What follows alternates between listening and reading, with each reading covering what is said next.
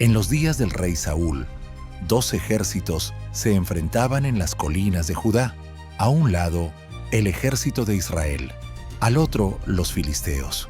Ambos campos se observaban con miedo, pero nadie se atrevía a dar el primer paso. Hasta que él apareció, un gigante de casi 3 metros de altura, cubierto de bronce, con una lanza tan grande como un poste de madera. Su nombre, Goliat. Cada mañana, bajaba al valle y gritaba: ¿Quién se atreve a pelear conmigo? Elijan un hombre. Si me vence, nos rendiremos. Pero si yo lo derroto, ustedes serán nuestros esclavos. Día tras día, su voz tronaba y el ejército de Israel guardaba silencio.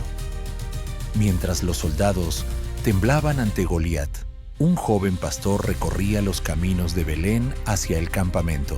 Su nombre, David. No era un guerrero, no llevaba espada ni escudo, solo pan, queso y una misión sencilla: llevar provisiones a sus hermanos mayores, que estaban en el ejército. Era el menor de 8 hijos, despreciado por muchos, invisible para casi todos. Pero Dios ya lo había visto y lo había elegido en secreto. Cuando David llegó al campamento, escuchó el rugido del gigante. Vio cómo los soldados retrocedían y preguntó: ¿Quién es este filisteo para desafiar al ejército del Dios viviente? Los demás se burlaron. Vuelve a cuidar ovejas.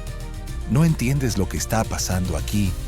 Pero David no hablaba desde el orgullo, hablaba desde la fe. David no se quedó callado. Mientras los demás temían al gigante, él pedía hablar con el rey. Y lo llevaron ante Saúl, el hombre más alto de Israel, el comandante del ejército, el rey que también tenía miedo. David se paró frente a él, joven, sin armadura, sin miedo. No dejes que nadie se desanime. Yo iré a pelear contra ese gigante. Saúl lo miró, sorprendido. ¿Tú? Pero si eres solo un muchacho. Ese hombre ha peleado desde su juventud.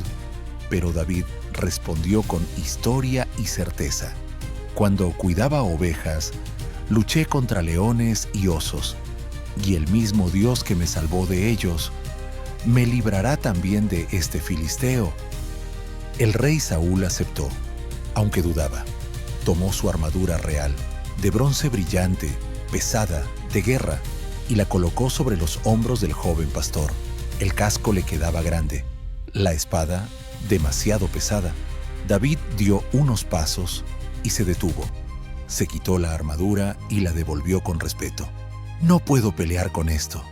No estoy acostumbrado. No necesitaba espadas prestadas ni escudos ajenos. Solo confiaba en lo que Dios ya le había dado. Tomó su cayado de pastor, su pequeña bolsa de cuero, y bajó al arroyo. Agachado, eligió 5 piedras lisas. Las guardó con cuidado y con su honda en la mano, comenzó a caminar hacia el valle. El sol caía sobre el valle y Goliat se acercaba como una tormenta.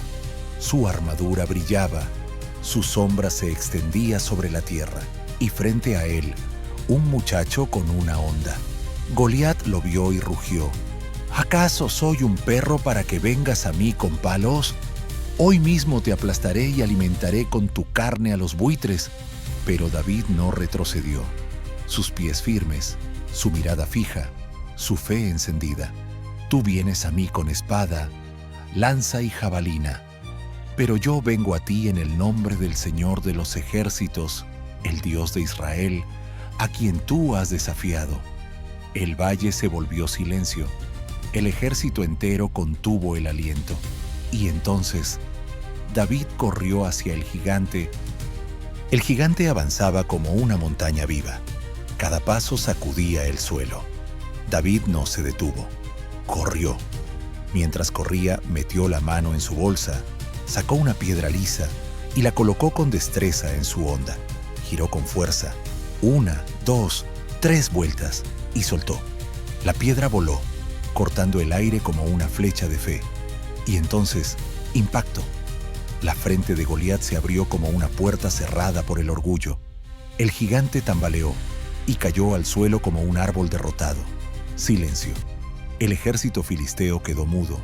El de Israel sin palabras. David avanzó, tomó la espada del gigante y con ella selló la victoria. Goliat yacía en el suelo. El imbatible había sido vencido por un pastor. Al ver a su campeón caído, los filisteos entraron en pánico. Espadas cayeron, gritos llenaron el valle. El ejército enemigo huyó con desesperación. Y entonces el pueblo de Israel despertó. Los soldados, que antes temblaban, alzaron sus armas y corrieron tras los filisteos, gritando, cantando, celebrando la victoria del Señor. Desde el valle hasta las puertas de las ciudades filisteas, la huida fue total. El temor cambió de bando.